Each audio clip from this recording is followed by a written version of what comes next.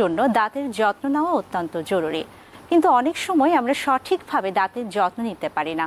তার কারণে দাঁত ব্যথা, দাঁত ক্ষয় বা মাড়ি থেকে রক্ত পড়ার মতো সমস্যায় আমরা অনেক সময় ভুগি। কিন্তু নিয়মিত দাঁত পরিষ্কার, খাদ্যাভ্যাস, এমনকি দন্ত চিকিৎসকের পরামর্শ নেওয়ার মাধ্যমেও এই সমস্যাগুলো পরিত্রাণ করা সম্ভব। দর্শক, আজ আমরা কথা বলবো দাঁতের সমস্যা ও প্রতিকার নিয়ে। আর এই বিষয়ে আলোচনায় আমাদের সাথে স্টুডিওতে উপস্থিত আছেন অধ্যাপক doctor Mohammad Aminur Rahman, oral and dental surgeon, অধ্যাপক প্রস্থোডন্টিস্ট বিভাগ, সাফেনা উইমেন্স ডেন্টাল কলেজ। স্যার, আমন্ত্রণ জানাচ্ছি আমাদের আজকের পর্বে। কেমন আছেন? ভালো আছি, ধন্যবাদ আপনাকে ডাক্তার ফারজানা। একটু শুরুতে জানতে চাই যে দাঁতের সমস্যা, আমরা অনেকেই দেখা যায় যে বিভিন্ন বয়সের মানুষজন দাঁতের সমস্যায় ভুগছেন। দাঁতের কি কি সমস্যা নিয়ে রোগীরা আপনাদের কাছে আসেন? প্রথমেই যেটা মেইনলি যেটা নিয়ে আসে সেটা হচ্ছে দাঁতে ব্যথা, প্রচণ্ড দাঁতে ব্যথা নিয়ে আসে। তারপরে মাড়ি থেকে রক্ত বের হয়, এইরকম সমস্যা নিয়েও আসে। তারপরে দাঁত শিরশির করে, এরকম সমস্যা নিয়েও অনেকে আসে। আবার অনেকে এসে বলে যে স্যার, আমি তো শক্ত কিছুই কামড় দিতে পারতেছি না, কোনো কিছু কামড় দিলেই আমার কাছে মনে হচ্ছে যে আমার দাঁত খুলে যাবে, দাঁতে ব্যথা পাই। এবং কোনো কোনো ক্ষেত্রে দেখা যায় কিছু পেশেন্ট আছে যারা মুখে ঝাল কিছু নিতেই পারে না, নিলেই সারা মুখ জ্বলতে থাকে। তো এই ধরনের সমস্যা নিয়েই নর্মালি পেশেন্টরা আমাদের কাছে আসে। তো এই সমস্যাগুলো আসলে মেইনলি যারা এই সমস্যাগুলোতে ভোগে, আমি তাদেরকে বলবো যে আপনারা সমস্যা শুরু হওয়ার প্রথম দিকেই যে কোনো একজন মানে দন্ত চিকিৎসকের সেবা গ্রহণ করবেন, হ্যাঁ, শরণাপন্ন হবে। দাঁতের ব্যথার সমস্যা নিয়ে যখন রোগীরা আপনাদের কাছে আসেন, চিকিৎসা কিভাবে দিচ্ছেন? দাঁতের ব্যথা নিয়ে নর্মালি যখন আসে, আমরা এইসব ক্ষেত্রে যেগুলো দেখি সেগুলো হচ্ছে যে দাঁতের ক্যারিজ যদি ডেভেলপ করে, ক্যারিজ যদি অনেক মানে ক্যারিজ হয়ে দেখা গেলো যে ক্যারিজ হয়েছে, তার দাঁত শিরশির করতেছে, তারপরেও পেশেন্ট সেটাকে অগ্রাহ্য করতেছে, গায়ে লাগাচ্ছে না। ফলে একসময় দেখা যায় কি যে ক্যারিজটা এত বড় হয়ে যায় যে দাঁতের মজ্জা যেটা আছে, পাল্প যেটা আছে, সেটাকে ইনভলভ করে ফেলে। তো সেই ক্ষেত্রে তখন দেখা যায় যে সিভিয়ার পেইন হয়। তো সেটা আসলে সহ্য করা পেশেন্টের পক্ষে কখনোই মানে বেয়ার করা কঠিন হয়ে যায়। তখন সে দেখা যায় যে তখন আমাদের কাছে আসে। তো সেই ক্ষেত্রে দেখা যায় যে ওইটাকে আমরা তখন চাইলেও আর মানে সাধারণ ফিলিংয়ের মাধ্যমে ওইটাকে আর রিস্টোর করতে পারি না, ঠিক করতে পারি না। তখন দেখা যায় যে রুট ক্যানাল ট্রিটমেন্টে যাইতে হয়, যেটা অনেক ব্যয়বহুল হয়ে যায়। হ্যাঁ, আর আরেকটা কারণে আসতে পারে, সেটা হচ্ছে যে দেখা গেলো যে দাঁতের ক্যারিজ হয়েছে কিন্তু সে গায়ে লাগায় নাই, ব্যথা হয়েছে, শিরশির করছে, ব্যথা হয়েছে, তারপরে সে সেটাকে অগ্রাহ্য করছে। পরে দেখা যায় যে দাঁতের মজ্জা নষ্ট হয়ে, ইনফেকশন হয়ে, পুজ হয়ে মাড়িটারি ফুলে গেছে, তখনও আবার সিভিয়ার পেন হয়। তো সেই ক্ষেত্রে দেখা যায় যে দাঁত ফেলে দেওয়া লাগতে পারে ইনফেকশন কন্ট্রোল করার জন্য, পেশেন্টের ভালোর জন্য দাঁত ফেলতেও লাগতে পারে। হ্যাঁ, আপনি কিন্তু সেন্সিটিভিটি, আমরা হচ্ছে দাঁতের শিরশির অনেকেই ভুগছেন কিন্তু বুঝতে পারছেন না, চিকিৎসকের শরণাপন্ন হবেন। দাঁতের শিরশির করলে কি আসলে দাঁত ক্ষয় হচ্ছে একজন সাধারণ মানুষ বুঝবেন, নাকি তারও কিছু লক্ষণ আছে? না, দাঁতের শিরশির দেখেন, এখন একজন পেশেন্টের তো হঠাৎ করে দাঁত শিরশির করবে না। মানে দেখা গেলো যে নর্মালি সে সব চলাফেরা করতেছে, কোনো সমস্যা, হঠাৎ একদিন সে লক্ষ্য করলো যে সে মুখে পানি নিতে পারতেছে না, ঠান্ডা কিংবা গরম কফি, চা খাইতে পারতেছে না, এগুলো মুখে নিলেই তার দাঁত প্রচণ্ড শিরশির করে উঠতেছে। তো এইসব ক্ষেত্রে আমরা দেখি যে যখন হঠাৎ করে এরকম শিরশির ডেভেলপ করে, তখন বুঝতে হবে যে তার দাঁতের কোথাও ক্যারিজ ডেভেলপ করছে এবং দাঁতের ছিদ্র হয়েছে, যেই ছিদ্র দিয়ে দাঁতের মধ্যে ঠান্ডা অথবা গরম পানি যাচ্ছে এবং সেন্সিটিভিটি ডেভেলপ করতেছে, দাঁত শিরশির করতেছে। কারণ মানুষের দাঁতের যে গঠন, সেই গঠন যদি আমরা দেখি, তাহলে প্রথমে যে লেয়ারটা থাকে সেটা হচ্ছে এনামেল, সেটা আমরা সবাই জানি। এনামেলটা হচ্ছে দাঁতের মানে মানে ওই তাপ পরিবাহীটা, তাপ অপরিবাহী, সে হচ্ছে গিয়ে যখন যে কোনো ঠান্ডা এবং গরম সে প্রতিরোধ করে। তো কোনো কারণে যদি এনামেল ক্ষয় হয়, এটা ক্যারিজের জন্য হইতে পারে। আবার ধরেন যে একজন খুব বেশি ব্রাশ করে দাঁত, সে দাঁত ব্রাশ করে দাঁত সাদা করে ফেলবে, এই চিন্তা থেকে সে সারাদিন ব্রাশ করতেছে, দিনে 3 বার 4 বার ব্রাশ করতেছে। ব্রাশের ঘষায় দেখা যায় যে দাঁতের এনামেল ক্ষয় হয়ে যায় এবং ডেন্টিন যখন ওপেন হয়ে যায় তখন দেখা যায় যে দাঁতের শিরশির শুরু হয়ে গেছে এবং ভালোই শিরশির হয়। তখন সে আবার দেখা যায় যে আমাদের কাছে আসে। সেই সকল ক্ষেত্রে আমরা ওই যে এনামেলটা ক্ষয় হয়ে যায়, সেই এনামেলটাকে, ক্ষয় এরিয়াটাকে আমরা ফিলিং দিয়ে আবার কাভার দিয়ে দিই, যাতে ওই শিরশিরটা মানে দাঁতের যে মানে টেম্পারেচার যেটা, সেটা যাতে প্রতিরোধ করতে পারে, তখন আবার শিরশিরটা কমে যায়। হ্যাঁ, এইভাবেই আসলে করতে হয়। আপনি কিন্তু এর মধ্যে একটা গুরুত্বপূর্ণ তথ্য দিয়েছেন যে দাঁতের যে সেন্সিটিভিটি বৃদ্ধির কারণে কিন্তু ব্রাশ করার একটা বিষয় আপনি বলছিলেন। জি, জি, জি। এই বিষয় নিয়ে আমি আরো জানবো, সময় হচ্ছে একটা বিরতি। দর্শক, বিআরবি হসপিটালস লিমিটেড নিবেদিত রমজানের স্বাস্থ্য ভাবনা পাওয়ার্ড বাই বিআরবি কেবলস অনুষ্ঠান থেকে নিচ্ছে একটি বিরতি। ফিরছি বিরতির পর, সেই পর্যন্ত সাথেই থাকুন। বিআরবি হসপিটালস লিমিটেড নিবেদিত স্বাস্থ্য বিষয়ক আয়োজন রমজানের স্বাস্থ্য ভাবনা পাওয়ার্ড বাই বিআরবি কেবলসের আজকের পর্বে কথা বলছিলাম দাঁতের সমস্যা ও প্রতিকার নিয়ে। আমাদের সাথে আলোচনায় সম্পৃক্ত আছেন অধ্যাপক doctor Mohammad Aminur Rahman, oral and dental surgeon, অধ্যাপক প্রস্থ ডেন্টিস্ট বিভাগ, Safina women's dental college. Sir, আমরা কিন্তু বিরতির পূর্ব মুহূর্তে জানছিলাম যে ব্রাশ করা কিন্তু অনেকটাই সেন্সিটিভিটি বাড়ানোর জন্য কিন্তু প্রভাবিত করছে। তাহলে ব্রাশ করা বা দাঁত ব্রাশ করার সঠিক নিয়মটা কি? না, দাঁত ব্রাশ করাটা সেন্সিটিভিটি প্রভাবিত করছে ব্যাপারটা আসলে ওইরকম না। মানে নর্মালি যেটা হয় কি, আমরা দাঁত কেন ব্রাশ করতে বলি? আমরা দাঁত ব্রাশ করতে বলি যে দাঁতটা যাতে পরিষ্কার থাকে, ক্লিন থাকে, দাঁতের মধ্যে যাতে কোনো খাবার টাবার এগুলো আটকায় না থাকে। কারণ দাঁতের মধ্যে খাবার জমলেই তখন ব্যাকটেরিয়া আসবে এবং ওই জায়গায় ফার্মেন্টেশন করবে, অ্যাসিড তৈরি করবে এবং দাঁতের ক্ষয় করবে, ফলে সে মানে ক্যারিজ ডেভেলপ করবে। তো এই জন্যে এই যে প্রসেসটা যাতে না হইতে পারে সেই জন্য আমরা বলি আপনারা দাঁত পরিষ্কার রাখবেন। এবং দাঁত পরিষ্কার রাখার যে প্রসেসগুলো আছে তার মধ্যে একটা হচ্ছে দাঁত ব্রাশ করা। তো দাঁত ব্রাশ করারও তো একটা সিস্টেম আছে, একটা নিয়ম আছে। আপনি দাঁত ব্রাশ করবেন কখন? দাঁত ব্রাশ করবেন রাত্রে ঘুমানোর আগে। যেমন সারা দিন আপনি খাওয়া দাওয়া করছেন, রাত্রে যখন ঘুমাতে যাবেন তখন দাঁত ব্রাশ করে ফেলবেন। তাহলে সারা রাত আপনি পরিষ্কার দাঁত নিয়ে ঘুমাচ্ছেন, তো সেই ক্ষেত্রে আর এই ধরনের সমস্যা হওয়ার সম্ভাবনা নাই। আবার ধরেন সকালে ঘুম থেকে ওঠার পরে, নাস্তা খাওয়ার পরে আপনি আবার দাঁত ব্রাশ করেন। দাঁত ব্রাশ করে আপনি আপনার কাজে চলে যান, অথবা আপনার স্কুল, কলেজ, ইউনিভার্সিটি, অফিস যেখানেই যান, এটা লম্বা সময় আবার দাঁতটা পরিষ্কার থাকবে। এটা হচ্ছে দাঁত ব্রাশ করার সিস্টেম। কিন্তু আমাদের দেখা যায় কি, কিছু মানুষ আছে যারা মনে করে যে তার দাঁত হলুদ হয়ে গেছে, এটা সে ব্রাশ করবে, ব্রাশ করে সে পরিষ্কার করে সাদা করে ফেলবে। সাদা করতে যায় দেখা যায় যে দাঁতের যে গঠনে এনামেলটা হচ্ছে সাদা, কিন্তু এনামেলের নিচে যে ডেন্টিন আছে সেইটা আবার হলদেটে। তো আপনি যত বেশি সাদা করার জন্য দাঁত ব্রাশ করবেন, দেখা যাবে তত বেশি এনামেল ক্ষয় হবে এবং তত বেশি দাঁত আস্তে আস্তে হলুদ হইতে থাকবে। তো আপনি আরও ব্রাশ করবেন হলুদ দূর করার জন্য, ফলে এনামেল আরও ক্ষয় হবে এবং একসময় দেখা যাবে যে এনামেল অনেক বেশি পরিমাণ ক্ষয় হয়ে গেছে এবং আস্তে আস্তে আপনার দাঁতে সেন্সিটিভিটি ডেভেলপ করা শুরু হয়েছে। হ্যাঁ, তো এই জন্য আমরা বলবো যে আপনি দাঁত ব্রাশ করবেন 2 বার, রাতে ঘুমানোর আগে এবং সকালে নাস্তা খাওয়ার পরে, এবং খুব লম্বা সময় নিয়ে করবেন না। আমরা সাধারণত বলি 3 থেকে 4 মিনিট ব্রাশ করবেন। 3 থেকে 4 মিনিট ব্রাশ করলেই যথেষ্ট আপনার দাঁত পরিষ্কার হওয়ার জন্যে। আর এছাড়া ধরেন 2 দাঁতের মাঝখানে অনেক সময় খাবার আটকায়, মাংস কিংবা অন্য ফাইবার জাতীয়, আঁশ জাতীয় খাবার অনেকেরই আটকায়। তো সেই ক্ষেত্রে যদি ব্রাশ দিয়ে পরিষ্কার না হয়, আপনি ডেন্টাল ফ্লস ইউজ করেন। ডেন্টাল ফ্লস অথবা ডেন্টাল টুথপিক, হ্যাঁ, এগুলো দিয়ে আপনি পরিষ্কার করে ফেলেন। মেন কথা হচ্ছে আপনার দাঁত পরিষ্কার রাখাটা হচ্ছে মেন আপনার লক্ষ্য। হ্যাঁ, আরেকটি বিষয় কিন্তু দেখা যায় যে দাঁতের যত্নে অনেকেই মাউথ ওয়াশ ব্যবহার করছেন। মাউথ ওয়াশ দাঁতের যত্নে গুরুত্বপূর্ণ কোনো ভূমিকা রাখছে কিনা? মাউথ ওয়াশ আসলে দাঁতের যত্নে গুরুত্বপূর্ণ ভূমিকা রাখে, আসলে ব্যাপারটা এরকম না।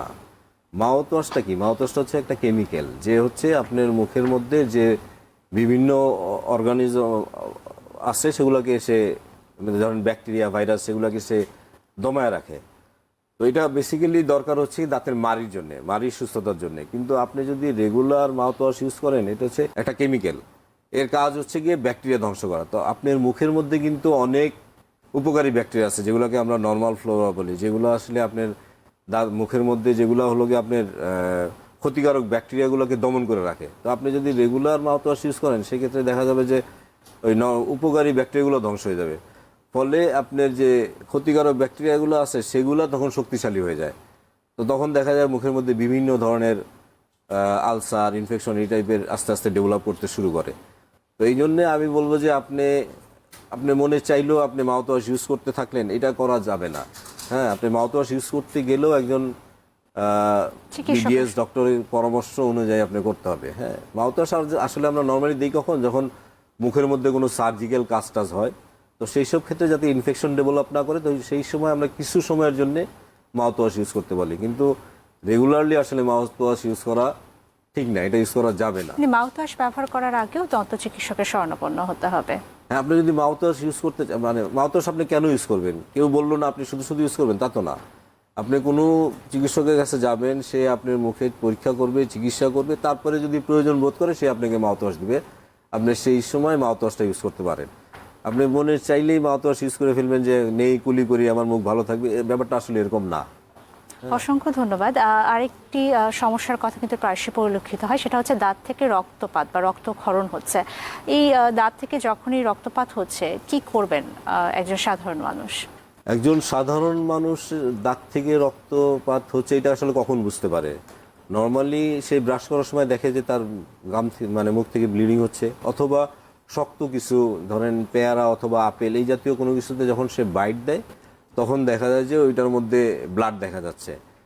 তো তখন সে আসলে ডেন্টিস্টের কাছে আসে অথবা দন্ত চিকিৎসকের কাছে তখন যায় সে বলে যে স্যার আমি তো কোনো কিছুই করতে পারতেছি না, আমার মুখ দিয়ে ব্লিডিং হচ্ছে, রক্ত বেরোতেছে। তো এটার মেইন কারণটা কি? এটার মেইন কারণটা হচ্ছে দাঁত থেকে তো আসলে রক্ত বেরোবে না, রক্ত বেরোবে মাড়ি থেকে। তো মাড়ি থেকে কখন রক্ত বেরোবে? যখন মাড়ির মধ্যে ইনফেকশন হবে, ইনফ্লামেশন হবে, তখন মাড়ি থেকে ব্লিডিং হবে। এখন ইনফ্লামেশন অথবা ইনফেকশনটা কখন হবে? যখন আপনি মাড়ি পরিষ্কার রাখবেন না। দেখা গেলো যে আপনি মাড়ি পরিষ্কার রাখেন না, ব্রাশ ঠিক মতো করেন না, আপনার দাঁতের মধ্যে ক্যালকুলাস প্লাক এগুলা জমে গেছে, তখন এগুলো তো আপনার বডির অংশ না। তো এগুলার বিরুদ্ধে তখন কি করে মারি হলো গিয়ে তার নিজস্ব ডিফেন্স মেকানিজম কাজ করায়, ফলে সে ওইটাকে দূর করতে চায়, দূর করতে যখন পারে না তখন সে নিজে দূরে সরে যায়। এভাবে আস্তে আস্তে সে জায়গা তৈরি করে দেয়, আর প্লাক এবং ক্যালকুলাস এগুলো আরও বেশি জমতে থাকে, এবং একটা পর্যায়ে দেখা যায় যে সে মারির মধ্যে একটা ইনফেকশন তৈরি করে ফেলছে, ইনফ্লামেশন তৈরি হয়ে গেছে, এবং তখন যেহেতু ইনফ্লামেশনের কারণে ওই জায়গায় ব্লাড সার্কুলেশন অনেক বেশি বৃদ্ধি পায়, তখন টাচ লাগলেই দেখা যায় যে ব্লিডিং শুরু হয়ে গেছে। তো এইসব ক্ষেত্রে আমাদের কাছে আসলে আমরা তখন কি করি, ওই প্লাক ক্যালকুলাসগুলা আমরা মেশিন দিয়ে স্কেলিং করে পরিষ্কার করে দিই, এবং পেশেন্ট খুব অল্প সময়ের মধ্যে আবার ভালো হয়ে যায়। এখন পেশেন্ট যদি মনে করে ওইটা ব্রাশ করে পরিষ্কার করে ফেলবে, আসলে ওইটা ব্রাশ করে পরিষ্কার করা যায় না। ওনাকে অবশ্যই একজন দন্ত চিকিৎসকের কাছে যাইতে হবে, এবং ওনার পরামর্শ অনুযায়ী ট্রিটমেন্ট নিতে হবে। ট্রিটমেন্ট নিলে উনি 2-3 দিনের মধ্যে দেখা যাবে যে একদম পরিপূর্ণ সুস্থ হয়ে যাচ্ছে। ইনশাআল্লাহ। আমরা আরো বিস্তারিত জানবো, সময় হয়েছে আরো একটা বিরতি। দর্শক, বিআরবি হসপিটালস লিমিটেড নিবেদিত রমজানের স্বাস্থ্য ভাবনা পাওয়ার্ড বাই বিআরবি কেবলস অনুষ্ঠান থেকে নিচ্ছে আরো একটি বিরতি, সাথেই থাকুন। বিআরবি হসপিটালস লিমিটেড নিবেদিত স্বাস্থ্য বিষয়ক আয়োজন রমজানের স্বাস্থ্য ভাবনা পাওয়ার্ড বাই বিআরবি কেবলসের আজকের পর্বে কথা বলছিলাম দাঁতের সমস্যা ও প্রতিকার নিয়ে। আর এই বিষয়ে আলোচনায় আমাদের সাথে স্টুডিওতে উপস্থিত আছেন অধ্যাপক doctor Mohammad Aminur Rahman, oral and dental surgeon, অধ্যাপক প্রস্থোডন্টিস বিভাগ, সাফিনা উইমেন্স ডেন্টাল কলেজ।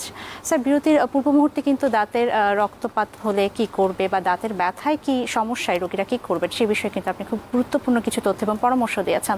অনেক সময় অনেক মায়েরা তাদের শিশুদের দাঁতের যত্নের সম্পর্কে জানতে চায়। 6 মাস থেকে কিন্তু শিশুদের দাঁত ওঠা শুরু করে। শিশুদের দাঁতের যত্নে একজন মা কি করতে পারেন?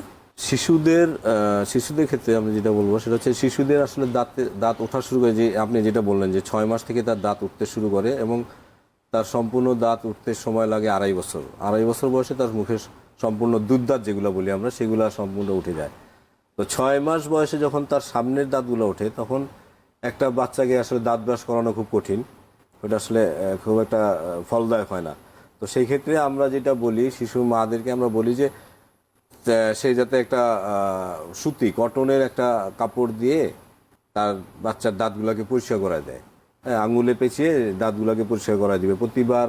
এই যদি সে খায় মানে ফিডার খায়, তো প্রতিবার ফিডার খাওয়ার পরে পরিষ্কার করে দিবে, অথবা যদি সে ফিডার না খায়, যখন সে নর্মাল খাওয়া দাওয়া করবে, খাওয়া দাওয়া করার পরে ওইটা পরিষ্কার করে দিবে। এখন পরিষ্কার করে দেওয়ার সময় কীভাবে করতে হয়, একটা আঙুলের মাথায় একটা কটনের কাপড় পেঁচাবে, তারপরে হালকা গরম পানিতে একটু লবণ মিক্স করে ওই লবণ পানিতে সে দাঁতগুলো পরিষ্কার করে দিবে। পরিষ্কার করে দিলে দেখা যাবে যে ওই বাচ্চার দাঁতে আর মাড়িতে তখন আর সমস্যা হবে না। তারপরে যখন বয়স হয়ে যাবে, তার দাঁত ব্রাশ করার মতো বয়স তার হবে, তখন মারা তাকে দাঁত ব্রাশ করাই দিবে, মারাই করাই দিতে হবে, নাহলে বাচ্চারা করবে না। আসলে অনেকেই দেখা যায় যে আপনি তো বলছেন যে শিশুদের যত্নের ক্ষেত্রে মারা কিভাবে যত্ন দিবেন, দাঁতের যত্ন। অনেক সময় দেখা যায় অনেকেরই বিভিন্ন রকমের অভ্যাস থাকে, অনেকেই ধূমপায়ী হন, অনেকেই তামাক খান। তাদের এই যে অভ্যাসগুলো দাঁতের বিভিন্ন সমস্যাকে প্রভাবিত করছে কিনা? শুরুর দিকে কিন্তু একবার বলছিলাম যে কিছু পেশেন্ট আমাদের কাছে আসে যারা আইসে কমপ্লেন করে যে সে মুখে কিছু নিতে পারে না, ঝাল কিছু নিলেই তার মুখ জ্বলতে শুরু করে। এই যে মুখ জ্বলতে শুরু করে, এই যে মানে জ্বলার কারণটা হচ্ছে গিয়ে তার মুখে বিভিন্ন ধরনের আলসার তৈরি হয়।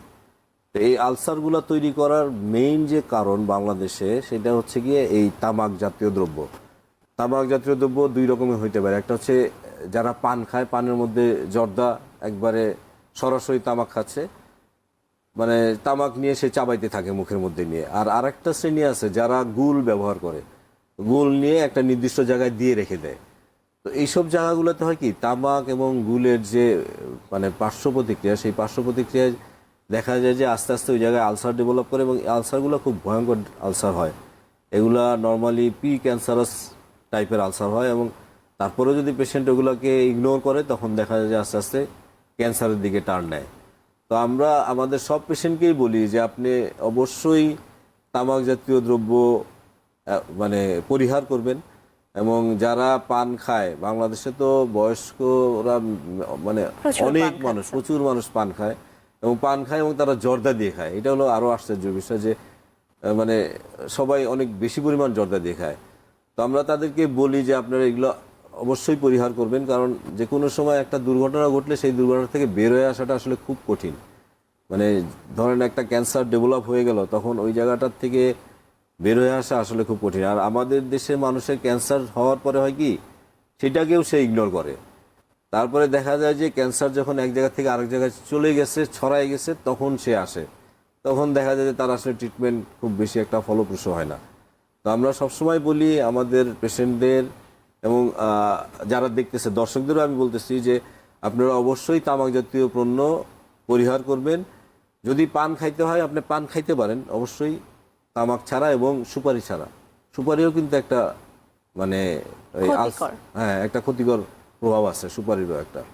তো এই জিনিসগুলো অ্যাভয়েড করতে হবে। আমরা একদম সর্বশেষ মুহূর্তে জানতে চাই যে দাঁতের যত্নে খাদ্যাভ্যাস বা জীবনযাপন সবকিছু মিলিয়ে কি কি ধরনের পদক্ষেপ গ্রহণ করতে পারি, বা কি পরামর্শ থাকবে আপনার দর্শকদের জন্য? মানে আমি দর্শকদের বলবো যে আপনি যদি দাঁত এবং মাড়ির সুস্থতা, যদি একজন দর্শক যদি মনে করে যে সে তার দাঁত এবং মাড়ির সুস্থ রাখতে চায়, তাহলে সেই ক্ষেত্রে কি করতে হবে, নিয়মিত দাঁতের যত্ন নিতে হবে। যে আমি যেটা বললাম যে সময় মানে প্রতিদিন 2 বার দাঁত ব্রাশ করতে হবে, এবং দাঁত ব্রাশ করারও কিন্তু একটা নির্দিষ্ট নিয়ম আছে, প্রসেস আছে। আপনি চাইলে যে কোনোভাবে দাঁত ব্রাশ করলেন হবে না। হ্যাঁ, তো দাঁত ব্রাশ করার যে প্রসেসটা, এটা এখন আসলে খুব সহজেই আপনি যে কোনো ইউটিউবে সার্চ দিলে আপনি দেখতে পারবেন আইডিয়ালি কিভাবে দাঁত ব্রাশ করতে হয়, কি কতটুকু সময় নিয়ে ব্রাশ করতে হয়। এটা যে কোনো পেশেন্ট দেখতে পারবে, মানে যে কোনো মানুষই দেখতে পারবে, পেশেন্ট তো না, যে কোনো মানুষই দেখতে পারবে, সাধারণ মানুষ, যে কীভাবে দাঁত ব্রাশ করতে হয়। তো দাঁত ব্রাশ করতে হবে। তারপরে তার খাবারের মধ্যে আমরা যেটা বলি যে আপনি খাবারের মধ্যে সারা দিনে যে কোনো একবার একটা মানে ফল জাতীয় জিনিস, মানে ফল জাতীয় খাবার খাবেন। ধরেন শসা, গাজর, পেয়ারা, আপেল। তো এই জিনিসগুলা হয় কি, এই জিনিসগুলো যখন আপনি খাবেন, এই জিনিসগুলো যখন আপনি চাবাবেন, তখন এই জিনিসগুলার ঘর্ষণেও কিন্তু আপনার দাঁতগুলো পরিষ্কার হয়ে যাবে। হ্যাঁ, তো এই জন্যে দিনে সারা দিনে যে কোনো এক বেলায় আপনি সময় করে যদি এটা খান, তাহলে দাঁতের জন্য উপকার হবে। আর আপনি খেয়াল রাখবেন যে আপনি দাঁতের মাড়িতে মানে 2 দাঁতের মাঝখানে খাবার আটকায় কিনা, ফাইবার জাতীয় খাবার। যদি এই ধরনের কোনো কিছু আটকায়, তাহলে এগুলো অবশ্যই ডেন্টাল ফ্লস ইউজ করে পরিষ্কার করে ফেলতে হবে, অথবা টুথপিক দিয়ে পরিষ্কার করে ফেলতে হবে, আর নিয়মিত ব্রাশ করতে হবে। এইটুকুই বলবো আমি দর্শককে। অসংখ্য ধন্যবাদ স্যার আমাদের সাথে সংযুক্ত হওয়ার জন্য। দর্শক, এই ছিল বিআরবি হসপিটালস লিমিটেড নিবেদিত স্বাস্থ্য বিষয়ক আয়োজন রমজানের স্বাস্থ্য ভাবনা, পাওয়ার্ড বাই বিআরবি কেবলসের আজকের পর্বে। সবাই ভালো থাকুন, সুস্থ থাকুন। ধন্যবাদ সবাইকে।